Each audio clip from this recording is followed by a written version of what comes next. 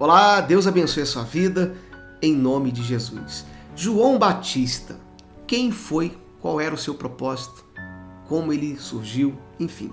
São algumas perguntas que eu quero compartilhar com você aqui nesse texto.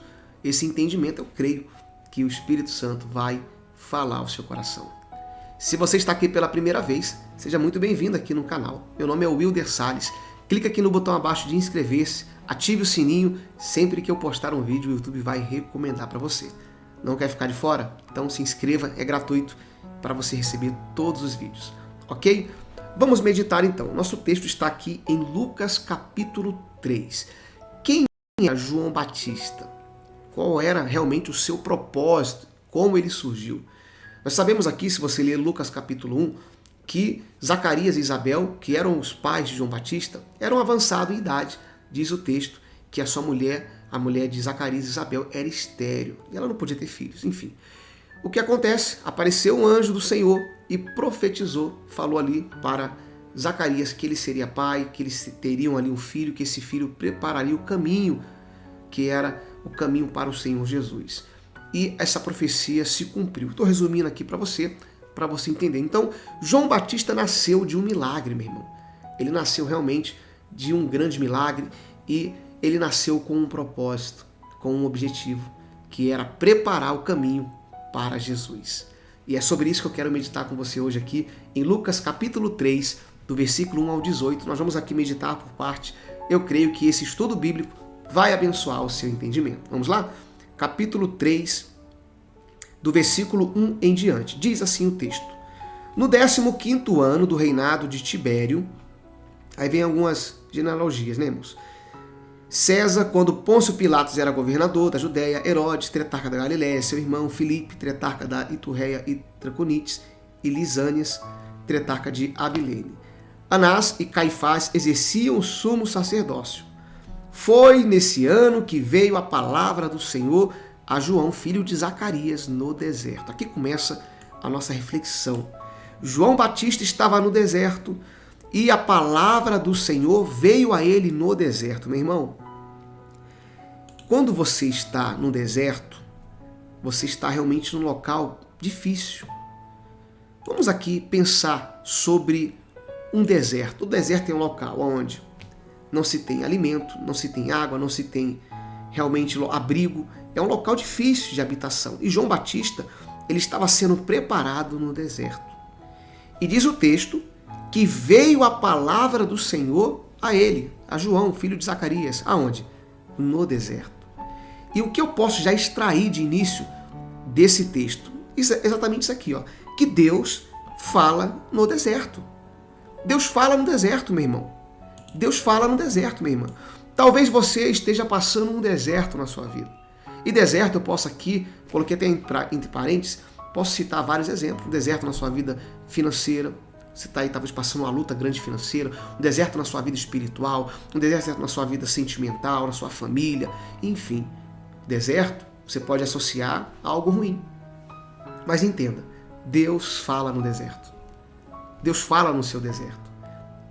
É claro, nós estamos trazendo aqui o contexto e aplicando as nossas vidas. Mas Deus fala no deserto. João Batista estava no deserto e o Senhor falou com ele. E se você hoje está também num deserto, Deus quer falar com você. Se você buscá-lo, se você procurar ouvir a voz do Senhor Jesus, Ele vai falar com você em meio ao deserto. Ok? Vamos continuar então? Versículo 3 e 4 do texto diz assim.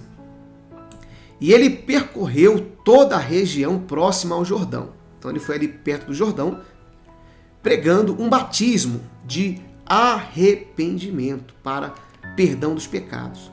Como está escrito no livro das palavras de Isaías, profeta, voz do que clama no deserto, preparem o caminho para o Senhor, façam veredas retas para ele. João Batista estava ali pregando, preparando o coração das pessoas para que eles viessem a receber a Cristo, receber o Senhor em suas vidas. E hoje não é diferente, meu irmão. Quando você está ministrando a palavra de Deus, quando você está pregando a palavra de Deus, você está preparando o caminho, ou seja, você está preparando o coração das pessoas para que elas recebam a Cristo. para que elas venham compreender a vontade do Senhor. Então o deserto para João Batista foi um local de preparação. E foi exatamente o que eu separei desse texto em amarelo, que o deserto é uma preparação. O deserto é um local onde a pessoa se prepara. Talvez você não compreenda a luta que você passa hoje, os problemas que você está enfrentando hoje, mas entenda, tudo isso está forjando você para que você venha lá na frente estar preparado para executar a vontade do Senhor. Amém? Pense sobre isso, medita sobre isso e eu creio que você vai entender mais sobre o deserto e o propósito que há por detrás do deserto. Vamos continuar o texto. Agora no versículo 5 e 6. Diz assim: todo vale será aterrado. Ele começa a profetizar. E todas as montanhas e colinas niveladas. As estradas tortuosas serão endireitadas e os caminhos acidentados aplanados. E toda a humanidade verá a salvação de Deus. Ou seja, ele estava aqui falando sobre alguém que iria consertar aquilo que está errado, que iria endireitar aquilo que está torto, que iria aplanar o caminho que está acidentado. De quem que ele estava falando, meu irmão, minha irmã? Ele estava falando de Jesus. E é exatamente o que eu extraí. Cristo é a nossa salvação. A salvação de Deus está em Cristo. A salvação das pessoas está em Cristo. A nossa salvação está no Senhor. Não está no A nem no B, está em Cristo. Toda a palavra, toda a escritura aponta para Jesus.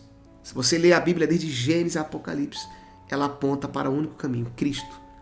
E João Batista tinha esse entendimento. Ele tinha esse entendimento. Então, quando ele estava ali pregando o arrependimento, quando ele estava ali ensinando as pessoas sobre se arrepender, sobre andar realmente de acordo com a palavra, ele estava preparando as pessoas para receberem Cristo. Amém? E nós devemos fazer o mesmo, pois Cristo é a nossa salvação. Você está conseguindo entender? Glória a Deus. Vamos continuar aqui. E se você ainda não deixou aqui o like, só peço que deixe o like aqui no vídeo, clica aqui no gostei se você está gostando dessa reflexão. Isso me ajuda a entregar esse conteúdo para mais pessoas. Vamos continuar? Vamos lá então agora do versículo 7 em diante. Diz: João dizia à multidão que saía para serem batizados por ele, raça de víboras. Quem lhes deu a ideia de fugir da ira que se aproxima? Ele começou aqui realmente a pregar. E ele diz: deem frutos que mostrem o arrependimento. E não comece a dizer a si mesmo: Abraão é nosso pai. Pois eu lhes digo que destas pedras Deus pode fazer surgir filhos a Abraão. O que ele estava querendo dizer com isso? Que as pessoas deveriam realmente se arrepender. Realmente ali viverem uma vida reta diante da palavra de Deus. E ele declara aqui uma parte que eu coloquei em amarelo que me chamou a atenção. Eu quero compartilhar com você. Deem frutos que mostrem o arrependimento. Meu irmão, quem realmente está arrependido vai produzir frutos. E foi isso que eu extraí do texto. O verdadeiro arrependimento produz fruto. Mas como assim? Que fruto é esse? Eu coloquei entre aspas. O fruto aqui, meu irmão, é realmente aquilo que você produz. Por exemplo, se você vivia na prática do pecado, você se arrependeu, você não vai praticar mais o pecado. Você produziu um fruto. Se você mentia, era uma pessoa mentirosa, você se arrepende, você parou com isso, houve um arrependimento, então você começa a falar a verdade. Ou seja, você está produzindo um fruto daquele arrependimento. Deu para você entender? Era isso que João Batista estava querendo declarar. Deem fruto, mostrem que vocês estão arrependidos. Quem se arrepende de verdade mostra com os frutos. E há uma grande diferença entre arrependimento e remorso. Quem sente remorso se arrepende ali na hora, mas volta a praticar novamente o erro. Quem se arrepende nunca mais volta a praticar aquele erro. Era isso que ele estava querendo dizer, ok? Vamos continuar?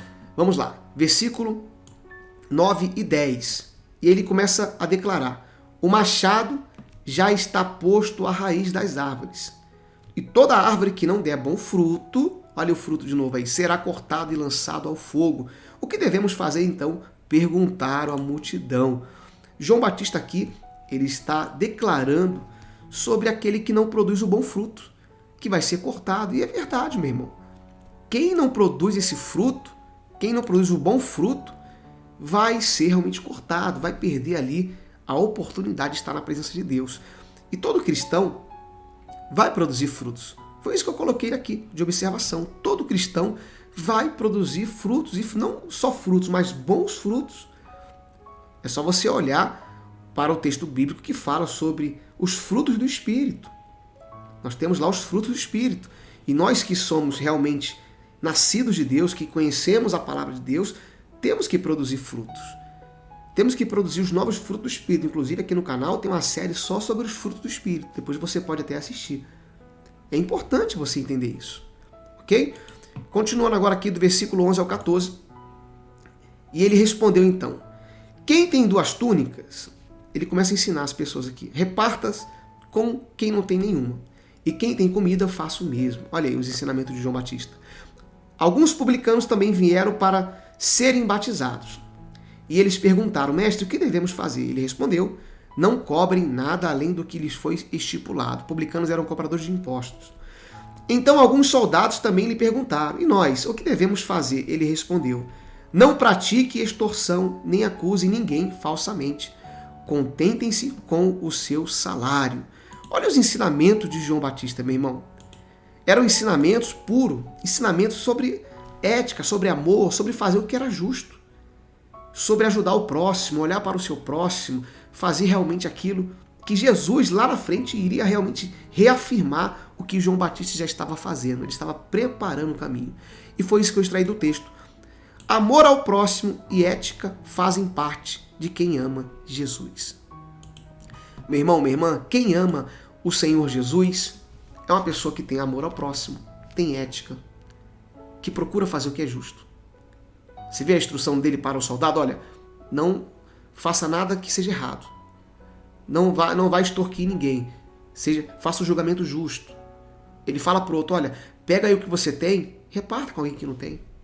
Está vendo alguém passando fome? Dê um alimento para aquela pessoa. Olha esse ensinamento de João Batista, meu irmão.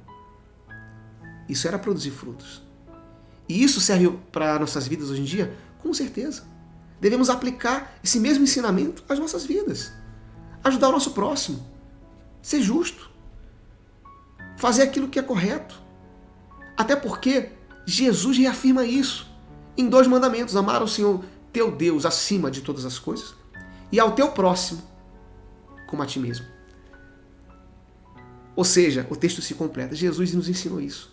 E João Batista, ele já estava preparando o coração daquelas pessoas para que eles recebessem futuramente o ensino de Jesus, que logo à frente ele está ensinando as mesmas coisas e até acrescentando muito mais na vida daqueles que estavam seguindo a sua palavra. Ok? Para a gente continuar e concluir aqui nosso raciocínio, nosso estudo, versículo 15 e 18 diz: o povo estava em grande expectativa, questionando em seus corações se acaso João não seria o Cristo. E aí João respondeu a todos: eu os batizo com água, mas virá alguém mais poderoso do que eu, tanto que não sou digno nem de curvar-me e desamarrar as correias das suas sandálias. Olha que humildade. Ele os batizará com o Espírito Santo e com fogo. Ele traz a pá em sua mão, a fim de limpar a sua eira e juntar o trigo em seu celeiro, mas queimará a palha com fogo que nunca se apaga. E com muitas outras palavras João exortava o povo e lhes pregava as boas novas. Aleluia. Olha o que João Batista aqui estava declarando, irmãos. Foram questionar ele. Foram questionar João Batista se ele era o Cristo. E o que ele declara? Não. Mas ele virá. Eu sou apenas uma pessoa que está preparando o caminho. Meu irmão, sabe o que eu aprendo com esse final do texto aqui? Para a gente poder meditar aqui e orar? Que João Batista, ele tinha humildade e ele deixou toda a glória para o Senhor Jesus. Exatamente isso. A glória é só de Deus. A glória é só do Senhor, meu irmão. Não queira receber uma glória que não é sua. Ele pregava, ele ensinava as pessoas ficaram admiradas com o seu ensinamento, mas ele decide então pegar toda aquela glória e falar: olha, a glória vai ser daquele que vai vir após mim, que eu não sou digno de amarrar suas sandálias. Ele vai batizar vocês com o Espírito Santo e com o fogo. Ou seja, ele estava realmente cumprindo o seu chamado, preparando o caminho. E para a gente poder concluir aqui e orar, nós devemos fazer o mesmo. Nós devemos, meu irmão, minha irmã, preparar o caminho e não querer receber glória, não querer receber honra em troca disso. Não, meu irmão, a glória é do Senhor. A glória é do Senhor Jesus. Se você é uma pessoa que ministra, que prega, a sua pregação tem que resplandecer Cristo. Se você é uma pessoa que evangeliza, que leva a palavra de Deus, a sua mensagem tem que resplandecer Cristo. Na sua casa você tem que resplandecer. As pessoas ao olharem para você devem ver Cristo. Devem buscar Cristo, ter o desejo de querer Cristo para a sua vida, pois esse é o nosso objetivo. Era isso que João Batista deixou de ensinamento para as nossas vidas hoje. Amém? Glória a Deus. Vamos orar, vamos falar com Deus. Eu quero orar com você nesse momento para encerrar esse estudo. Pai, muito obrigado por esse momento de reflexão, por esse momento que meditamos sobre João Batista, Pai. Poderia aqui trazer muito mais ensinamentos, mas eu creio que isso é o suficiente para esse meu irmão, essa minha irmã, para as nossas vidas. Abençoe o entendimento dele, o entendimento dela, Pai, que a gente possa pegar essas lições, esses ensinos de João Batista e aplicar, Pai, em nossas vidas, em nosso ministério, em nossa família, e saber, Pai, que o objetivo final é o Senhor e tudo é para Ti. Que assim seja, eu te agradeço em nome de Jesus. Se você que crê, diga amém e amém. Graças a Deus, amém? Que o Espírito Santo fale mais no seu coração. Se você gostou desse vídeo, deixe o seu like, deixe aqui o seu comentário. Fique na paz do Senhor Jesus Cristo e até o nosso próximo vídeo. Tchau, tchau.